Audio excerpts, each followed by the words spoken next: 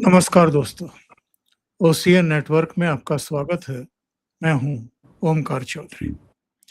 सुवेंदु अधिकारी को मुख्यमंत्री बने हुए 2 महीने पूरे होने जा रहे हैं और इन 2 महीनों में उनकी सरकार ने जो किया है, वो अभूतपूर्व है।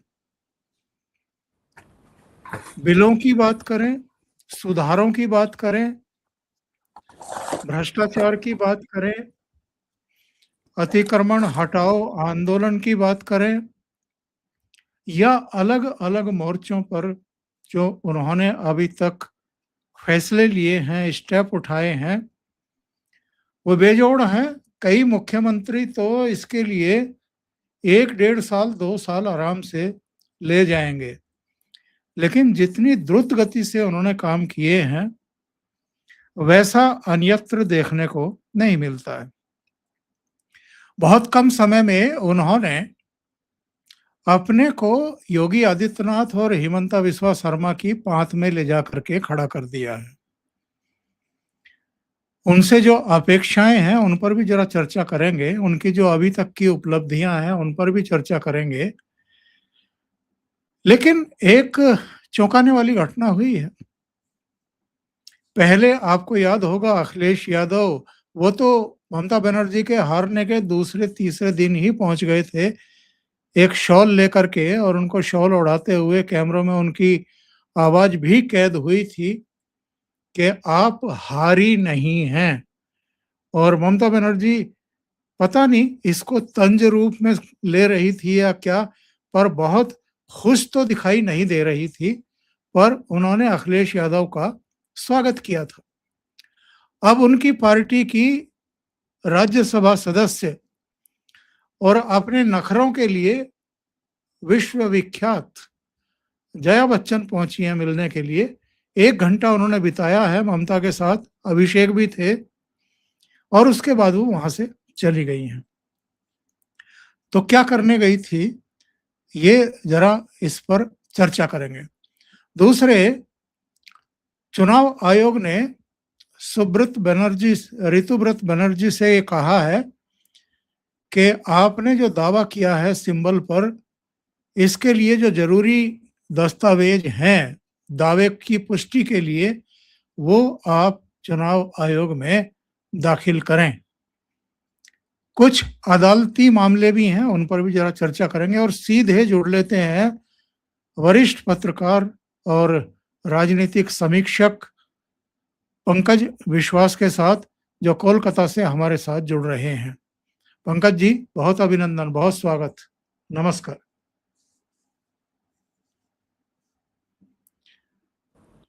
तो पंकज जी, 2 महीने पूरे होने जा रहे हैं सुवेंदु अधिकारी के बतौर मुख्यमंत्री।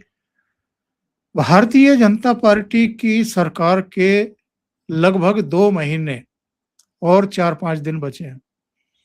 कैसे आकलन करेंगे आप इसका, और वहां लोगों ने किस तरह की राहत की सांस ली है? सर, जनता ने तो जबरदस्त राहत की सांस ली, और राहत की सांस अगर किसी ने नहीं लिया है तो वो तृणमूल कांग्रेस से जुड़े हुए लोग हैं।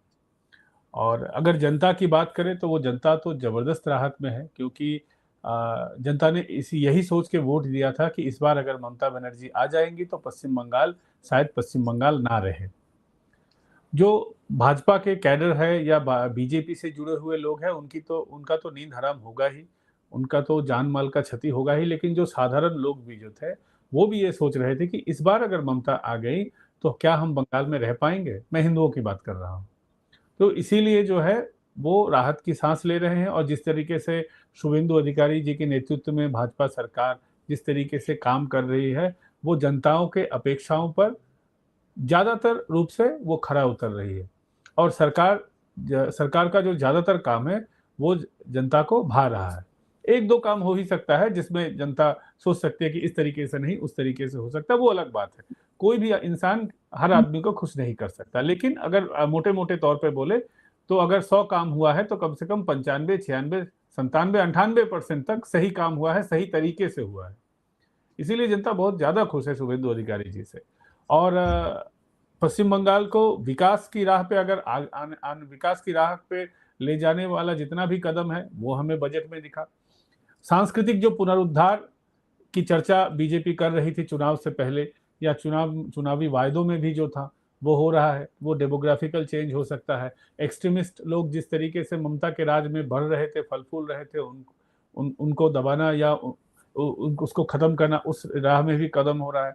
Zero tolerance to all kind, जितने भी तरह का यहाँ पर दुर्नीति हो रहा था उसको दमन करने का भी काम हो रहा है। आप सब कुछ देख रहे हैं। तो जनता में तो जबरदस्त उत्साह है। जनता भी इस सरकार को अभी तक सराह रही है, और जितने भी सरकार ने कदम लिए हैं उसकी तो वाहवाही ही हो रही है। बिल्कुल सही बात आप कह रहे हैं पंकज जी। जैसे यूसीसी का ड्राफ्ट तैयार किया जा रहा है और कानून व्यवस्था और गुंडों पर नकेल कसने के लिए जो अराजकता पैदा कर देते हैं, जो हिंसा, आगजनी, तोड़-फोड़ और पत्थरबाजी कर देते हैं, उन पर अंकुश लगाने के लिए एंटी गुंडा बिल, जिसको हम साधारण भाषा में एक नाम दे सकते हैं, और जिसका वास्तव में जो नाम है वो सार्वजनिक सुरक्षा और नियंत्रण विरोधी गतिविधि विधेयक, ये लाना, उसको पारित कराना, महिला सुरक्षा के लिए 500 थानों में 24 घंटे काम करने वाली महिलाएं और साइबर डेस्क का स्थापित करना, और जो विभिन्न योजनाएं हैं उनमें पारदर्शिता लाना, सीमा सुरक्षा के लिए जो लैंड उन्होंने अधिग्रहित करके बीएसएफ को या केंद्र सरकार को सौंपी है वो, और जो प्रशासनिक बदलाव हुआ है वो, ये कितनी उम्मीद जगाता है और ये कितने अहम बिल और फैसले हैं शुभेंदु अधिकारी के। सर, आपने जिससे शुरुआत की पत्थरबाजी का मामला, वो तो बंगाल में हर जगह किसी न किसी त्योहार के आसपास हम लोगों ने उसको देखा है, झेला भी है। कोई अगर नया बहुत अच्छा रेल आ रहा है, जिस तरीके से वंदे भारत अब आया, इतना beautiful, that train was very beautiful, बहुत अच्छी सुविधाएं, लेकिन कुछ लोगों को वो रास नहीं आ रहा था। लोग पत्थरबाजी करते थे, पत्थर रख देते थे, उसको डिरेल करने की कोशिश हुई है बंगाल में। किसी भी वक्फ आंदोलन के समय हमने देखा है कि पटरियों को उखाड़ने की कोशिश हुई है, ट्रेन को जलाने का कोशिश हुआ है। एक दंगाई जो मानसिकता बंगाल में पिछले कुछ सालों में जो पनप गई है, तो इसको अगर रोकना है तो ये एंटी गुंडा बिल, मैं बार-बार कहता हूँ, इसकी बहुत ज़्यादा ज़रूरत है, बशर्ते इसका दुरुपयोग ना हो। ये मैं बार-बार इसीलिए कहता हूँ कि सरकार की मंशा सही हो सकती है, लेकिन जितने भी पुलिस हैं, सर, पुलिस हर जगह एक ही तरीके से काम करती है, पुलिस में भी करप्शन है, ये तो सच्चाई है। इसलिए इसको अगर यहाँ से इस सोच को अगर हटा दें तो सरकार की जो मंशा है वो तो बहुत अच्छा है। और सिर्फ ये रेलवे वाली तोड़-फोड़ नहीं है, दंगा को रोकने के लिए, दंगा के रोकथाम के लिए, उसके प्रिवेंशन के लिए, या किसी भी तरह के अराजकता के लिए, कोई समाज में बहुत सारे गुंडे हर जगह होते हैं, उनको रोकथाम के लिए और महिलाओं की सुरक्षा के लिए, सब मिला ले तो ये कानून जो है, ये बंगाल में व्यवस्था लाने में, सही व्यवस्था लाने की दिशा में ये कानून बहुत बड़ा एक स्टेप बनेगा। महिलाओं का सुरक्षा का इशू तो पश्चिम बंगाल में तो है ही। ममता जितना भी दावा करती थी कि बंगाल सुरक्षित है, फलाना है, ढिमका है, हमने देखा है कि बंगाल में किस तरीके से निशंक रूप से रेप हुआ है। कॉन्टिन्यूअसली बंगाल में इस तरीके की घटना घटी है। अभी भी हो रहा है, नहीं हो रहा है ऐसा मैं नहीं कहूँगा। लेकिन पहले सरकार की मंशा सही नहीं थी, मुख्यमंत्री खुद कूद पड़ती थी पूरे इन्वेस्टिगेशन से पहले, और इन्वेस्टिगेशन को गलत दिशा देने की कोशिश करती थी, वो अब नहीं होता है। ये एक बहुत अच्छा कदम है। और जितना ये यूसीसी की आप ले लीजिए, यूसीसी का भी बहुत ज़रूरत है। अगर ये भारत सेक्युलर कंट्री है, हर धर्म संप्रदाय को समान अगर उनके लिए व्यवस्था हो तो इसमें बुराई क्या है? यूसीसी ड्राफ्ट करना भी बहुत अच्छा कदम है, क्योंकि सारे राज्यों में तभी यूसीसी हुआ नहीं है। जितने भी बीजेपी शासित राज्य हैं उनमें इसकी पहल हुई है। तो सरकार आते ही एक्स जस्टिस के नेतृत्व में एक कमेटी बना दी गई है, और यूसीसी पहले अगस्त महीने में उसका एक ड्राफ्ट तैयार हो जाएगा। 6 महीने के अंदर में यूसीसी लागू कर देने की योजना है, सरकार गठन होने के 6 महीने के अंदर। तो ये काम जितना हो रहा है, बहुत अच्छा काम हो रहा है। रास्तों में आपको पता है सर, आप जो बंगाल आए हैं, जो भी बंगाल आए हैं, उन्होंने देखा होगा कि यहाँ चलने फिरने का जगह ही नहीं है। मेन रोड पे लोग ठेला लगा के, हाट बाजार लगा के बैठ जाते हैं, और ये कंटिन्यू चलता रहता है। ऐसा नहीं है कि वो सुबह आते हैं शाम को चले जाते हैं। एकदम heart of the city Dharmatala जहाँ पर है, ग्रैंड होटल की अपनी जमीन है, लेकिन ग्रैंड होटल के अंदर तक लोग घुस के धंधा करते हैं। लोग कोलकाता में कोई सड़क ऐसा है नहीं जहां पर लोग कहते हैं हॉकर, लेकिन these people are not hawker, these people are small businessman. वो अपना दुकान लगा के वहां पर बैठे रहते हैं साल के हर दिन, 365 दिन।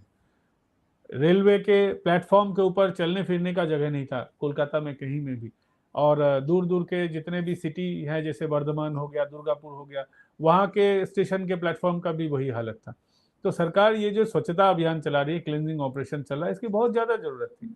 और करप्शन पे भी सरकार जिस तरीके से काम कर रही है, मार्वलस काम हो रहा है। शुभेंदु अधिकारी जी से हमारी अपेक्षाएं थी, लेकिन वो अपेक्षाओं से भी ज़्यादा अच्छा फिलहाल काम कर रहे हैं।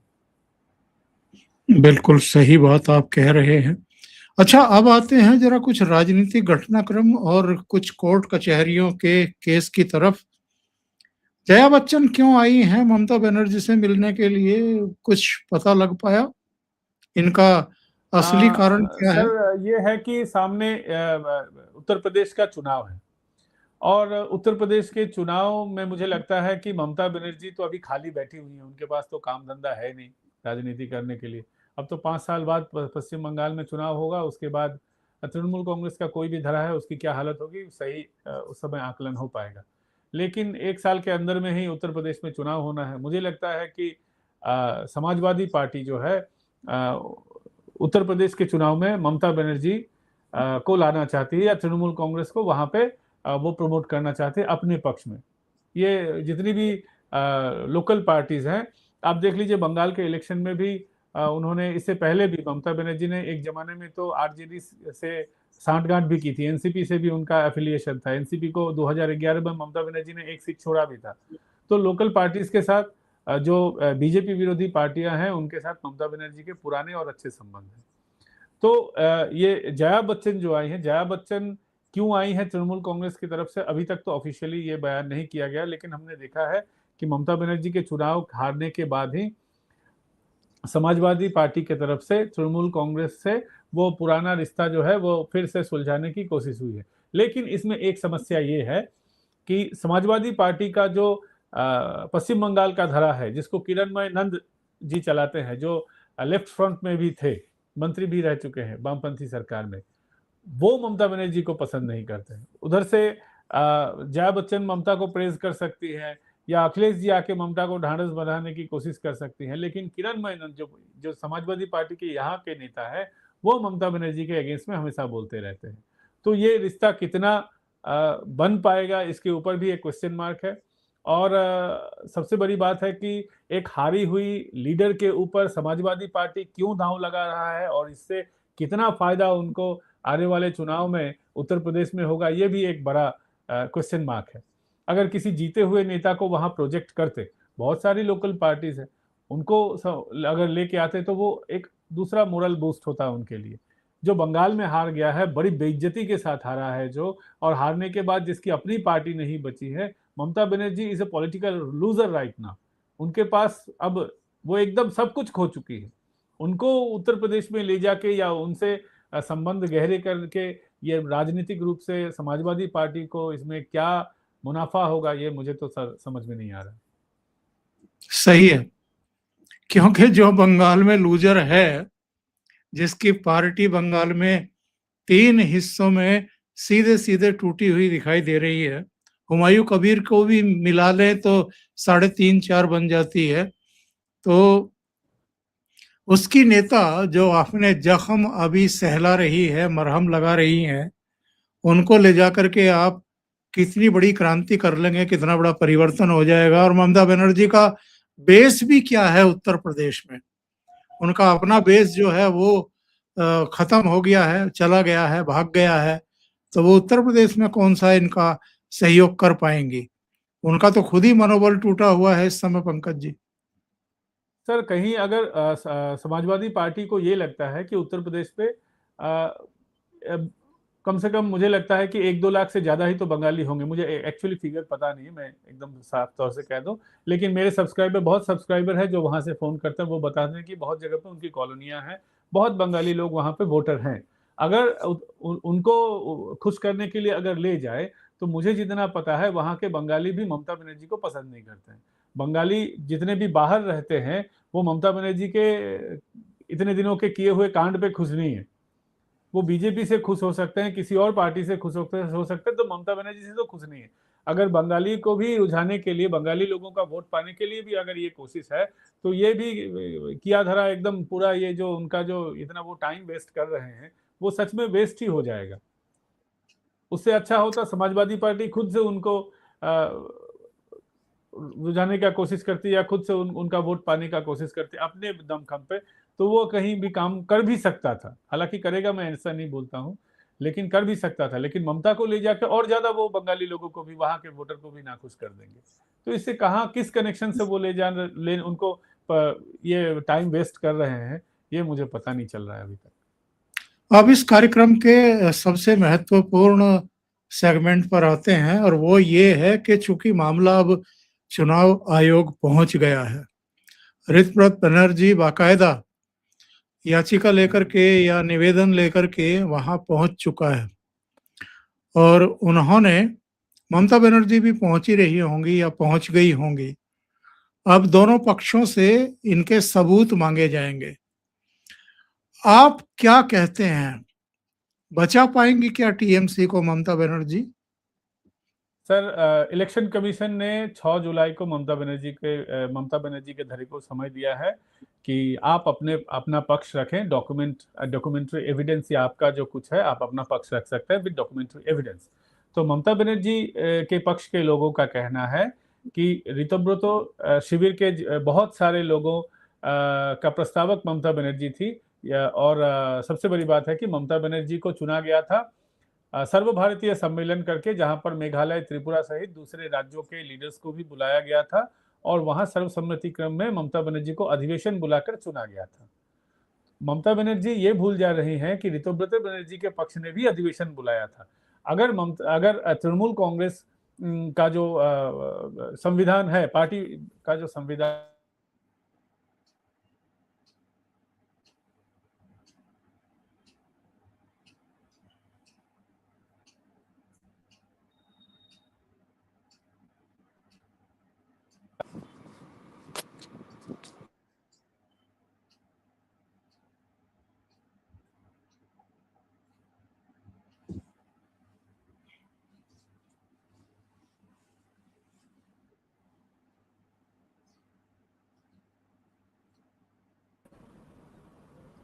जी पंकज। सर ये हो गया क्या, फिर सीधा हो गया क्यों? अरे बाबा रे, गड़बड़। रुकिए सर, थोड़ा सा ठीक कर लेते हैं इसको। अरे फोन तो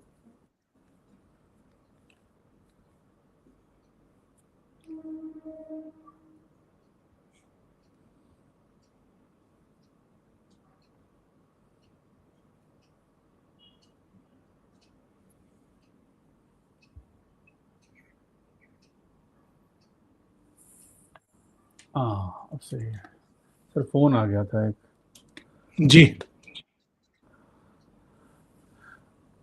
और सर, अगर तृणमूल कांग्रेस के विद इन द पार्टी संविधान की अगर बात करें, तो वहां ये टाइम फ्रेम कुछ नहीं लिखा है, लेकिन लिखा हुआ था कि नियमित समय पर अधिवेशन बुलाया जाएगा। लेकिन ममता बनर्जी का वो नियमित समय कब था अधिवेशन बुलाने का, ये फ्रीक्वेंसी कभी सही समय पे आया नहीं। कभी 5 साल में होता था, कभी 3 साल में होता था, कभी 2 साल के अंतर में। तो ये भी ममता बनर्जी के फेवर में कभी नहीं जाएगा। सबसे बड़ी बात है कि इन लोगों ने जो है स्पेशल अधिवेशन बुलाया था, और स्पेशल अधिवेशन जब बुलाया था तब पश्चिम बंगाल के नहीं, बाहर के लोगों को भी, जो इंपॉर्टेंट लीडर्स हैं जैसे मिजोरम हो गया, त्रिपुरा हो गया, वहां के लोगों को भी खबर दिया गया था, ऐसा ऋतुव्रत बनर्जी का दावी है।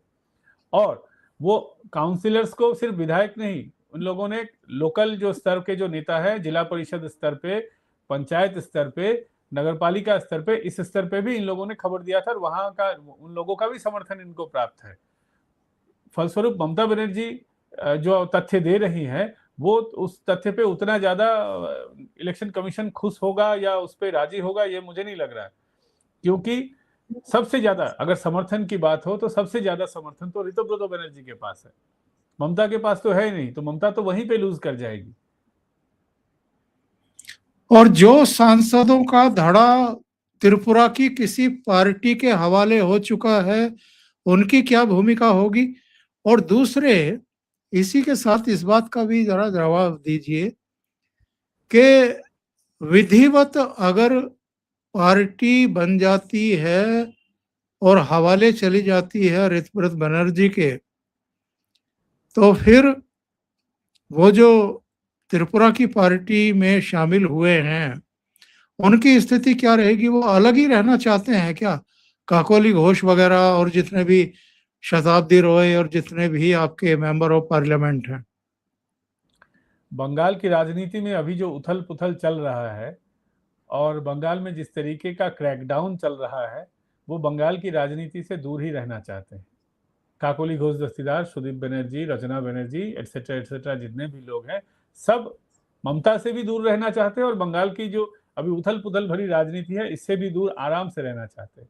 वो तो अलग जो एनसीपीआई पार्टी है उसमें उसमें ज्वाइन करने की प्रक्रिया को वो आगे बढ़ा रहे हैं। उनका ऋतुव्रतों के साथ अच्छा संबंध है, लेकिन वो बंगाल की राजनीति या तृणमूल कांग्रेस की राजनीति में इंटरफेयर करना नहीं चाहते हैं। तृणमूल कांग्रेस का जो राजनीति है उसमें सबसे बड़ा पक्ष जो है फिलहाल तो ऋतुव्रतो ही दिख रहा है, और ममता बनर्जी के साथ तो ज्यादा लोग है भी नहीं, और उनको भी पार्टी से इनको ऋतुव्रतो के लोगों को ममता ने एक्सपेल कर रखा है और ममता के लोगों को ऋतुव्रतो ने एक्सपेल कर रखा है। फलस्वरूप जो एक्सपेल्शन है इसका या इस पक्ष का उस पक्ष का, ये एक्सपेल्शन उतना मायने नहीं रखेगा मुझे लगता है इलेक्शन कमीशन में। अब ये 6 जुलाई की तरफ हमारी नजरें रहेंगी, जब ममता बनर्जी क्या दावा ठोकती है और उसको जो है इलेक्शन कमीशन मानता है या नहीं। पर्सनल मेरा ओपिनियन यही रहेगा कि ममता बनर्जी के हाथ से ये पार्टी का जो सिंबल है वो बहुत जल्दी छीन सकता है, और ऐसा ना हो कि 21 जुलाई के पहले ही वो सारा काम, वो सारा कृत्य संपन्न हो जाए और ममता बनर्जी को एक नया सिंबल के साथ, नए पार्टी के नाम के साथ 21 जुलाई कहीं भी अगर वो प्रोग्राम करती है तो वहां उनको नए नाम के साथ, नई पार्टी के साथ सामने आना पड़े, फिर से शुरू करना पड़े जिस तरीके से उन्होंने 1998 में कांग्रेस के अगेंस्ट में किया था। बिल्कुल, बड़ा दिलचस्प मामला मैं देख रहा था, आखिर में इस पर भी आपकी टिप्पणी चाहिए। कोलकाता हाई कोर्ट ने ममता बनर्जी, अभिषेक बनर्जी को एक हलफनामा दाखिल करने को कहा है। और केस क्या है? 21 जुलाई 2025 को इसी शहीद दिवस पर इन्होंने सड़क पर प्रोग्राम किया था और वो हाई कोर्ट के दिशा निर्देशों की अवमानना माना गया। हाई कोर्ट का कहना यह था कि सड़कों को रोक करके, व्यस्त सड़कों को रोक करके कोई भी प्रोग्राम नहीं होना चाहिए, और वो ममता बनर्जी ने किया था, यानी मुख्यमंत्री रहते हुए वो प्रोग्राम किया गया। अब वो मामला हाई कोर्ट में है, अवमानना का मामला है, हलफनामा दाखिल करने के लिए कहा है। ये तो सर एकदम सच है कि ममता बनर्जी कोर्ट के ऑर्डर को मानती नहीं थी। वो कोर्ट, सुप्रीम कोर्ट हो, हाई कोर्ट हो, बराबर जब उनके पक्ष में फैसला नहीं आता था तो वो एकदम पॉलिटिकल मंच से उसकी आलोचना करती थी, समालोचना करती थी। तो ममता बनर्जी का ये कोर्ट का कॉन्टेम्प्ट करने के एक पुराना आदत है। 2025 में जब सबसे बड़ी बात है कि ममता बनर्जी ने खुद पुलिस से ये एक फैसला उन्होंने लाया था, जिस तरीके से अभी शुभेंदु अधिकारी जी की सरकार की तरफ से आया है कि अभी पूरे कोलकाता में जो वो 144 पहले वाला था, अभी शायद 160, उसको बीएनएस में 164 शायद कहा जाता है, तो वो अभी भी लागू है। ममता बनर्जी ने भी वो लागू किया था कोलकाता के हर सड़कों पे। और ममता बनर्जी खुद ही अपने पुलिस के मंत्री होते हुए पुलिस का जो ये था, ऑर्डर था, उसके खिलाफ जाते हुए उन्होंने एकदम व्यस्त सड़क में वो करती थी। कोलकाता में सबसे बड़ा मैदान खुला पड़ा है, आप वहां कर सकते हैं। बीजेपी हर बार वहां पर प्रोग्राम करती है, कभी कभी सीपीएम भी करती है, दूसरी पार्टियां भी करती है। तो वहां नहीं करते हुए ममता रोड जाम करके ही करती थी कोलकाता में, धर्मतला पे। तो दो कोर्ट के मना करने के बाद पीआईएल दाखिल हुआ था, उसमें फैसला आने के बाद में भी ममता बनर्जी ने यह किया था। और सिर्फ यही नहीं, ममता बनर्जी का एक और कॉन्टेम्प्ट ऑफ कोर्ट का एक और केस होना चाहिए। वो ये है कि विधानसभा के अंदर पिछली सरकार में जो विधानसभा के जो अध्यक्ष थे विमान बनर्जी, ममता बनर्जी के सरकार के समय, तो विमान बनर्जी ने एक आदेश पारित किया था कि जितने भी विधायक हैं उनको जो है अपना सिक्योरिटी गार्ड बाहर रख के आना पड़ेगा। तो शुभेंदु अधिकारी जी को टारगेट करने के लिए यही किया गया था, या बीजेपी के लोगों को टारगेट करने के लिए किया गया था, क्योंकि बीजेपी के जितने सारे लोग थे वो मैक्सिमम सेंट्रल सिक्योरिटी यूज करते थे, और ममता बनर्जी सेंट्रल सिक्योरिटी को तो पसंद नहीं करती थी, नापसंद करती थी। उनको बीएसएफ से एलर्जी थी, सीआरपीएफ सीआईएसएफ सबसे एलर्जी थी, इंडियन आर्मी से एलर्जी थी। वो तो इंडियन आर्मी को बुरा भला बोलते हुए दिखी है कोलकाता के रास्ते पे, कह चुकी हैं ये तो हाँ, कि तो आर्मी उस को समय इसलिए भेजा गया है कि मेरा तख्ता पलटना चाहती है केंद्र सरकार। सोचिए इस तरीके से ममता बनर्जी बोलती थी। बहुत भला हो बंगाल की जनता का जो इस ऐसे मुख्यमंत्री से हमें छुटकारा मिला है। तो उस समय क्या हुआ कि जितने भी बीजेपी के लोग थे, बीजेपी के विधायक थे, वो अपना सेंट्रल सिक्योरिटी जो सिक्योरिटी उनको मिलता था वो बाहर रख के आते थे, लेकिन ममता बनर्जी पूरे ताम झाम के साथ अंदर जाती थी। उसके बाद शुभेंदु अधिकारी जी ने कोर्ट में ये पीआईएल फाइल किया कि अगर सिक्योरिटी सबको छोड़ना है तो सबको छोड़ना होगा, सेंट्रल वाले लोगों को सिर्फ छोड़ के आएंगे, स्टेट सिक्योरिटी वाले लोग अंदर क्यों जाएंगे। फिर ममता बनर्जी पूरा काफिला लेकर अंदर जाती थी, ये क्यों होगा। फिर कोर्ट ने जस्टिस अमृता सिन्हा ने ये राय पास किया था कि सारे लोगों को ही सिक्योरिटी छोड़ के जाना होगा। शुभेंदु अधिकारी भी अपना पूरा सिक्योरिटी छोड़ के जाते थे अकेला अंदर, सिर्फ अपने ओएसडी के साथ। तो लेकिन ममता बनर्जी पूरा काफिला लेकर अंदर कंटिन्यू गई थी। तो ममता बनर्जी का ये पुराना आदत है, कोर्ट को वो मानती नहीं थी। उनको लगता था कि पश्चिम बंगाल जो है कोई अलग राष्ट्र है और उस राष्ट्र में वो डिक्टेटर है, चुनी हुई प्रतिनिधि भी नहीं है, वो डिक्टेटर है। वो जो मन में आएगा एज ए ऑटोक्रेट लीडर वो वही करेंगी, और वो जो करेंगी वही कानून है। तो ये ममता बनर्जी का पुराना आदत है, इसमें उनको हलफनामा दाखिल करना होगा। और इस केस में भी ममता बनर्जी के जीतने के कोई आसार नहीं है, क्योंकि ये रिकॉर्डेड है कि ममता बनर्जी कहाँ पे उन्होंने प्रोग्राम किया था, कितने लोगों को इन्वॉल्व किया था, उसमें पुलिस को इन्वॉल्व किया था। ये कॉन्टेम्प्ट सिर्फ ममता बनर्जी पे नहीं, उस समय के पुलिस के अधिकारियों पे भी होना चाहिए। मुझे ये मेरा पर्सनल ओपिनियन है कि उस समय पुलिस के जो लोग थे, डीजीपी वगैरह, कोलकाता के सीपी, उनको भी बुला के पूछना चाहिए कि क्यों आपने ये प्रोग्राम अलाउ किया था। बहुत बहुत धन्यवाद आपका पंकज विश्वास जी जुड़ने के लिए। और दर्शकों से एक निवेदन है प्रोग्राम खत्म करने से पहले कि पंकज जी को सपोर्ट करिए। उनका चैनल आप जानते हैं पॉलिटिकल डेली, और उन्होंने वैसे वादा भी किया है कि हिंदी में भी चैनल दोबारा शुरू करेंगे। तो अब उनकी हिंदी में बहुत फॉलोइंग है, बहुत सारे लोग उनकी प्रशंसा भी करते हैं, तो उम्मीद है कि वो जल्दी लेकर के आएंगे। तो इसके अलावा अगर आपको ये चर्चा अच्छी लगी हो तो लाइक का बटन दबा दें, वीडियो को शेयर करें, और चैनल सब्सक्राइब ना किया हो तो चैनल को सब्सक्राइब भी कर लें। और आखिर में अगर आप हमारा व्हाट्सएप चैनल भी फॉलो करेंगे तो वहाँ आपको सभी तरह के लिंक मिलेंगे, यूट्यूब चैनलों के भी, फेसबुक इंस्टाग्राम के भी, और ट्विटर पर, एक्स पर जो कमेंट आते हैं उनके भी। बहुत बहुत धन्यवाद Pankaj ji, thank you so much. बहुत बहुत धन्यवाद सर, नमस्ते। नमस्ते।